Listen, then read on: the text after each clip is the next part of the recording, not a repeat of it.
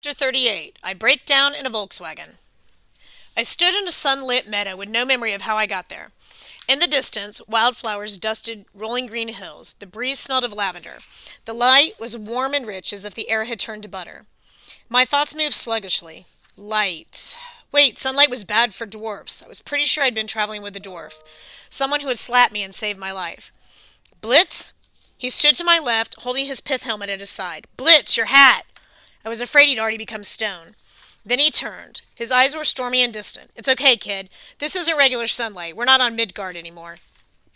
He sounded like he was talking through wax paper. The squirrel's yap had left a crackling in my ears and some corrosive thoughts rattling around in my brain.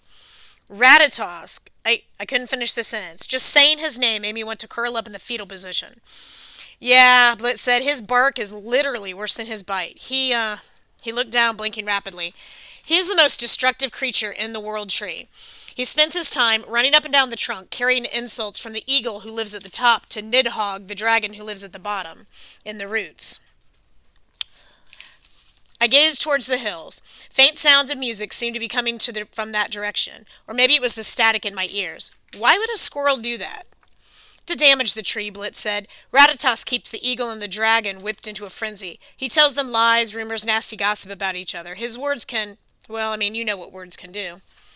The dragon, Nidhogg, is always chewing at the roots of the world tree, trying to kill it. The eagle flaps his wings and creates windstorms that rip the branches and cause devastation throughout the 9 worlds.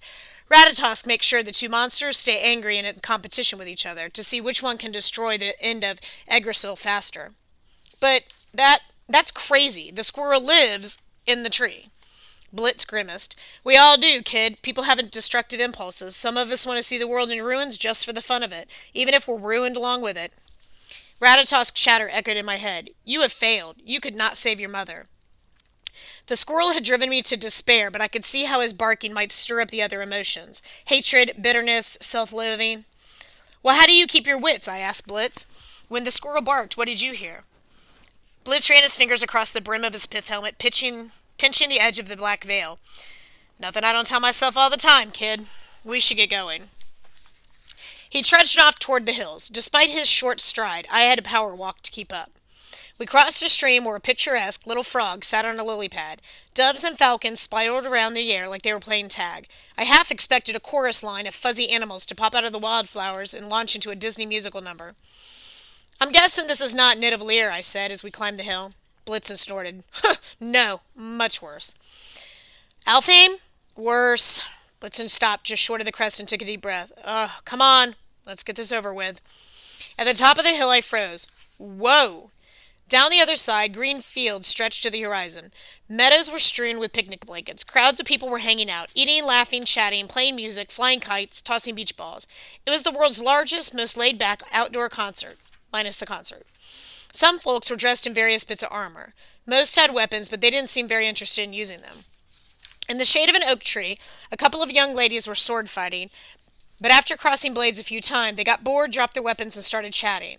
Another guy lounged on a lawn chair, flirting with a girl on his left, while he casually parried attacks from the guy standing on his right.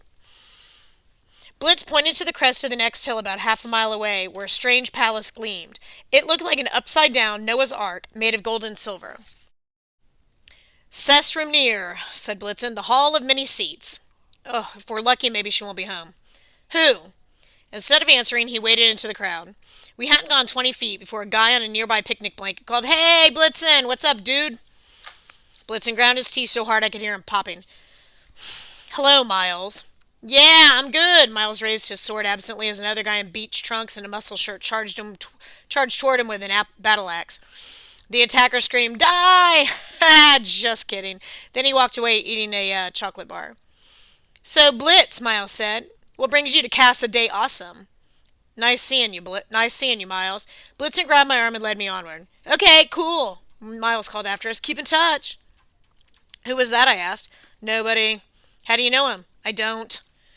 As we made our way toward the upside-down Ark mansion, more people stopped and said hello to Blitzen. A few greeted me and complimented me on my sword or my hair or my shoes. One girl said, Ooh, nice ears, which didn't even make sense. Everybody is so stupid, Blitz offered. Well, I was going to say mellow. He grunted, "This is Folkvanger, the field of the army. Or you could translate it as the people's battlefield." "So this is Volkswagen." I scanned the crowd, wondering if I could spot my mother, but I couldn't imagine her in a place like this. There was too much lounging around, not enough action. My mom would have rousted these warriors to their feet, led them on a 10-mile hike, and then insisted they set up their own campsites if they wanted any dinner.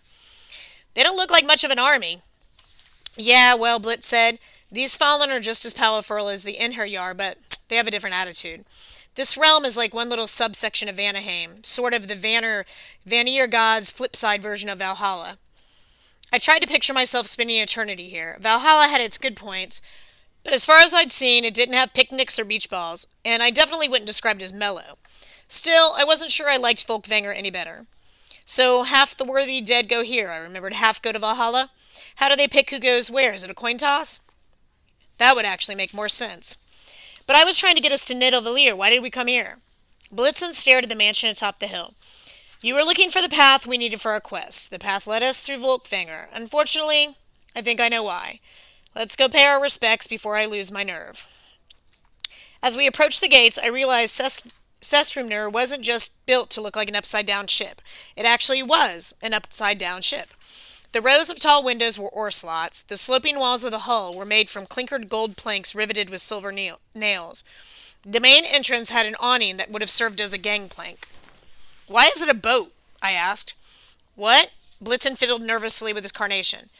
"Oh, not so unusual. Your Norse ancestors made lots of buildings by turning their ships upside down. In the case of Sessrumnir, when the day of doom comes, they'll just flip the palace over and voila! It's a vessel big enough for all the warriors of Volkvanger to sail nobly to their deaths. Sort of like we're doing now." He led me inside. I'd been expecting a gloomy interior like the hold of a ship, but the hall of many seats was more like a cathedral. The ceiling rose all the way to the keel. The ore hole windows cross-hatched the air with bars of light. The entire space was open. No separate rooms or partitions, just clusters of sofas, most of which were occupied by snoring warriors. I'd hoped the 500,000 inhabitants of Folkvanger liked one another's company because there was no privacy. Me being me, the main thing I wondered was where they all went to the bathroom. Down the center of the hall ran an aisle of Persian carpets, flanked by braziers with glowing spheres of gold light. At the far end stood a throne on a raised day. Blitz marched in that direction, ignoring the warriors who greeted him with "Dude, sup, dwarf man, welcome home." Welcome home, In front of the die, a cozy fire crackled in the hearth. Piles of jewelry and precious gems glittered here and there as if somebody had swept them up just to get them off the floor. On either sides of the steps lounged a calico house cat the size of a saber-toothed tiger. The throne was carved from wood as soft and buttery as the light. Linen wood, maybe. The back was draped with a cloak of downy feathers like the underside of a falcon. In the throne itself sat the most beautiful woman I'd ever seen. She looked maybe 20 years old, surrounded by an aura of golden radiance that made me realize what Blitz meant when he said that daylight here wasn't normal. The entire realm of Folkvanger was warm and bright, not because of the sun, but because it basked in this woman's power. Her blonde hair fell across her shoulder in a single long plait. Her white halter top showed off her tan shoulders and smooth midriff. Her knee-length skirt was belted with a gold braid, holding a sheathed knife and a ring of keys. Around her neck was a dazzling piece of jewelry, a lace-work collar of golden gems, like Rand's net in miniature, except with rubies and diamonds instead of sailors' souls and hubcaps. The woman fixed me with her sky-blue eyes. When she smiled, heat traveled from the tip of my ears right down to my toes. I would have done anything to keep her smiling at me. If she told me to jump off the world tree into oblivion, I would have done it in a second. I remembered her picture from my old children's mythology book and realized how ridiculously it undersold her beauty. The goddess of love was very pretty. She had cats. I knelt before my aunt, the twin sister of my father, Freya. "My dear Magnus, how nice it is to see you in person." She turned to Blitzen, who was glowering at his boots. "And how are you, Blitzen?" said the goddess. Blitzen sighed. "I'm fine, Mom."